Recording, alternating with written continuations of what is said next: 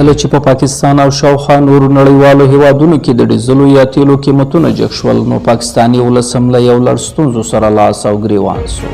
د تیلو د بیو له لوړېدو سره سم د خوراکي موادو بیې هم مخ پر زیاتېدو سوې چې له ولسي عوام څخه یې لار ورکه کړه، او هغه کسان چې ژوند یې له مزدورۍ سره مربوط و، د هغوی پر ملا هم سخت ګزار وسو چې له دغې ډلې د اکسیویټر، ډوزر، لولر، ګریډر او لویو ګاډو استادان یا اپریټران یادوم چې دوی ته هم پکښې سخته ضربه ورسېده او د ژوند له یو سخت امتحان سره ښکېل سو. د تیلو د بیو له لوړېدو مخکې که څه هم د اکسویټر مالکانو یو ساعت یا یوه ګنټه له 1500 څخه کلدارو نیولې، بیا تر 3000 کلدارو پورې اخیستې او د ژوند ګزاره یې باندې کوله، او ترڅنګ به یې اپریټر یا ډریور ته د یوې میاشتې معاش یا تنخواه د 1500 کلدارو نیولې بیا تر 10000 کلدارو پورې ورکوله، تر څو هغه هم خپل ژوند ورباندې پر مخ بوځي. زما نوم حیدر علي دی، د ضلع شانګلې ورن اوسېدونکی. زه په کورم ایجنسي ساده کې اکسیویټر اپریټر یم، د چا سره اپریټري کوم. نن سبا موجوده وخت کې د اپریټرانو تنخواه 15-20,000 روپۍ ده. په 15-20,000 روپۍ په دې مهنګایي کې هېڅ نه کېږي. کوم چې زمونږ د KFK یونین جوړ شوی دی، هغو موږ ډېر شکرګزار یو چې زمونږ د غریبانو اواز یې پورته وکړي. بیا سلیډونه راځي، مشینان وهي، ټیکهدارانو سره سر یو ځای بل ځای پیسې په ټایم نه میلاویږي. دغسې نیکان د ستونزو سره مخ دي. موږ ټول هر سړی د ستونزو خو له بده مرغه نن سبا چې د تیلو بیې لوړې دي او د اکسویټر مالکان د 3000 کلدارو پر ځای 5000 کلدارې د یو ساعت یا یوې ګنټې اخلي، خو استادانو یا اپریټرانو معاش هم په هغه پخواني مقدار ولاړ دی چې نه یې د اکسویټر مالکان په غم کې دي او نه هم د پاکستان دولت په غم کې دی چې ورسره هغه د چا خبره د مور او میرې سلوک کیږي. په دغه لړ کې یو موده دمخه د اپریټرانو یوې اتحادیې لخوا یو یونین جوړ کړل څو چې د آل پاکستان هیوي مشینري اپریټرز یونین په نامه ونومول سو، چې موخه او هدف یې د اپریټرانو معاش لوړول دي.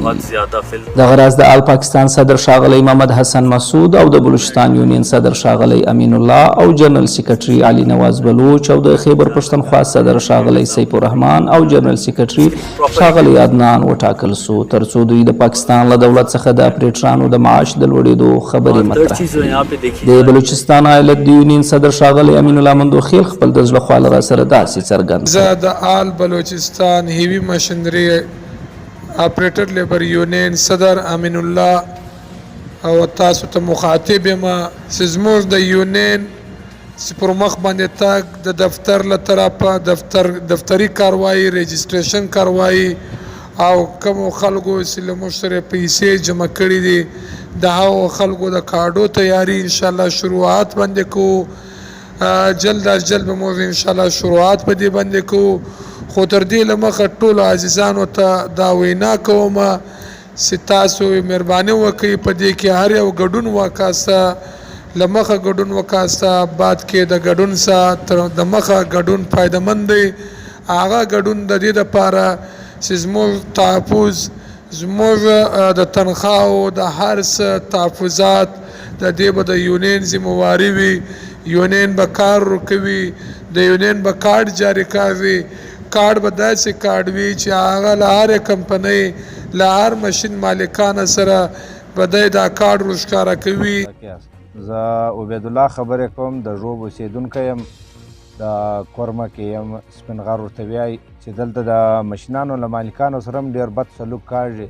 مشینان راوړي، روپۍ نه ورته میلاواږي، او له اپریټرانو سره هم ډېر سخته جبر کاږي چې ټیکهدارانو اپریټران تنګ کړي وي، وروره جنګونه ورسره کوي، وهي، نو پیسې و مالکانو ته د مشینانو والا ته نه ورکوي. زما د پنډۍ د دفترانو له والا زه دا خواست دی چې بایي که بیا کورمه وي، که بیا هر ځای وي چې دا مشینان تاسو ورکواسته دا مهرباني کوئ چې د ټیکهدارانو د څه معاوضه اخاسته چې هغه لہذا پر د سایډو باندې له مشینانو له مالکانو سره له اپریټرانو سره ظلم نه کوي. یاد دې وي د ښاغلي امین الله او د هغه د ملاتړو لخوا د بلوچستان په ستر ښارکوټه کې یو ستر پرنس کانفرنس هم وسو چې په ګڼ شمېر کې د ایالت ژورنالستانو پکښې ګډون کړی و، او د کوټې له اعلی وزیر څخه یې غوښتنه کړې وه چې ژر دې زموږ ستونزو ته د حل لاره پیدا کړي. که نه نو د ده په وینا چې موږ اړ او مجبور یو چې په سخت لاریون او احتجاج به لاس پورې کړو.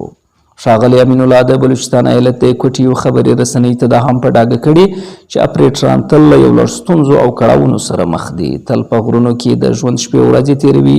نوموړي زیاته کړه چې اپریټران تل په 24 ساعته کې له 12 غنټو نیولې بیا تر 18 غنټو په دوامداره توګه ډیوټي ترسره کوي. کله ناکله د غرو د ښویېدا له امله اپریټران په شهادت هم رسېدلي.